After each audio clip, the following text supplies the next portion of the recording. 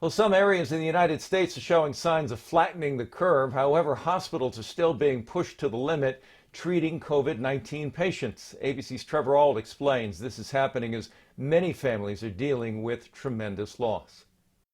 With confirmed cases of COVID-19 approaching the 2 million mark around the world, according to Johns Hopkins, more and more families are heartbroken, losing loved ones in this pandemic. In New York City, 21 teachers, like Carmen Manto from Queens, have lost the battle. Basically, they just said that, your mother is dying and a ventilator would not help. It's almost like everything spiraled in just a few seconds and your whole world turns upside down. And I know mine definitely did in that moment. On the front lines, more doctors and nurses are fighting for their lives. 66-year-old ER Dr. Charles Schlein was hospitalized with the virus himself. He's now on oxygen at home. I got scared. It's like I thought, well, this could be it. I mean, this could lead to death pretty easily. Other healthcare workers growing more frustrated as they try to protect their patients and themselves because of efforts to limit exposure inside hospitals. Kind of feels like we've got our hands tied behind our back because the second we get a new patient, everyone wants to run in the room and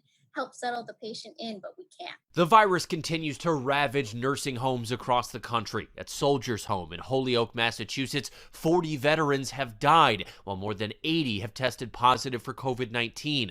Federal authorities now joining a state investigation into what went wrong. Our investigation is about finding out what happened, who's at fault, and who needs to be held accountable. And while several states are showing positive signs of flattening the curve, others warn the worst is still ahead. Massachusetts Governor Charlie Baker concerned of a coming peak. I really don't want people to start to think today that this is over. I want people to realize that today is the beginning of what we expect is going to be a very difficult period. More than 40,000 Americans have already recovered from COVID-19, but the death toll is still steadily climbing, now claiming more than 23,000 American lives. Trevor Ault, ABC News, New York.